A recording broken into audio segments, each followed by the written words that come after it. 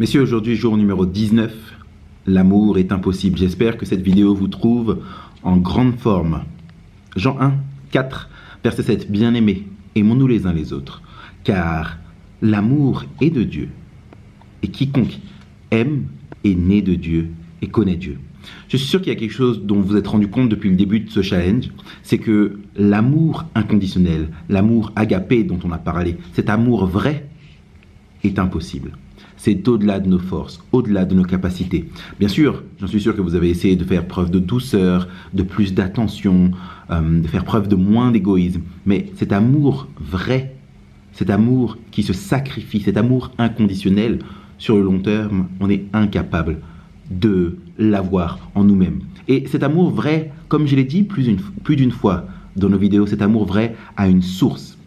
Et même si on fait tous nos efforts, tout ce qui est en notre pouvoir, même si on s'engage, on prend des décisions et des choix radicaux sur le long terme, de nous-mêmes, c'est impossible de manifester cet amour vrai. Combien de fois avez-vous été en échec dans votre amour, en essayant de tromper votre femme par vos discours, en supposant le mal, en faisant preuve d'impatience envers elle? Combien de fois votre amour s'est montré incapable de contrôler votre colère? Combien de fois votre amour vous a-t-il convaincu de demander pardon, de faire la paix ou de laisser tomber alors que vous aviez raison? Cet échec révèle votre condition, notre condition de pécheur. La Bible dit que nous avons tous péché. C'est Romains 3, verset 23 qui nous le dit. Nous avons tous fait preuve d'égoïsme, de haine, de fierté, de convoitise, de pensée impure. À moins que quelque chose ne se passe, nous serons tous jugés coupables devant le trône de Dieu. Si nous ne sommes pas droits, si nous ne sommes pas en accord avec celui qui est la source de l'amour, nous ne pouvons avoir cet amour. On ne peut pas donner ce que l'on n'a pas. Si moi je vous demande de l'argent, si vous n'en avez pas vous-même, vous n'êtes même pas en mesure de m'en donner.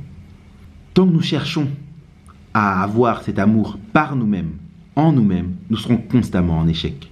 Le seul moyen, c'est d'être connecté à la source de l'amour.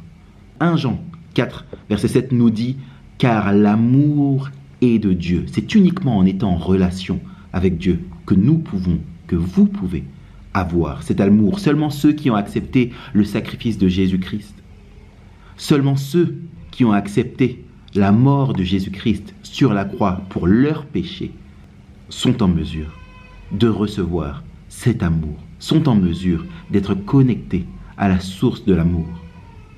La Bible nous dit, et c'est Christ qui le dit, que sans lui, nous ne pouvons rien faire. Jean 15, verset 5. Christ dit, sans moi, vous ne pouvez rien faire. Il dit aussi au verset 7, si vous demeurez en moi et mes paroles demeurent en vous, demandez ce que vous voudrez et cela vous sera accordé. Demeurez. Si on reste, si on est en connexion. Vous savez ce qui se passe quand vous n'avez pas de Wi-Fi ou quand vous ne captez pas? Vous ne pouvez pas atteindre la personne que vous essayez d'appeler ou bien la page que vous essayez de regarder. C'est la même chose. Si on n'est pas connecté, si on ne demeure pas en connexion constante avec Christ, on n'est pas en mesure d'aimer.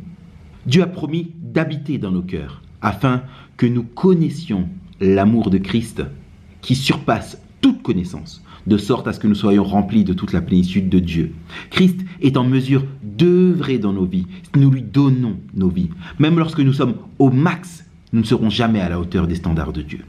Cependant, lui, il est capable de faire infiniment plus que tout ce que nous pouvons penser ou imaginer, selon la puissance qui va opérer en nous par son Saint-Esprit. C'est comme ça que nous serons en mesure d'aimer nos épouses. Si nous choisissons de recevoir Christ dans nos vies, l'amour de Dieu va être répandu dans nos cœurs par le Saint-Esprit qui nous sera donné.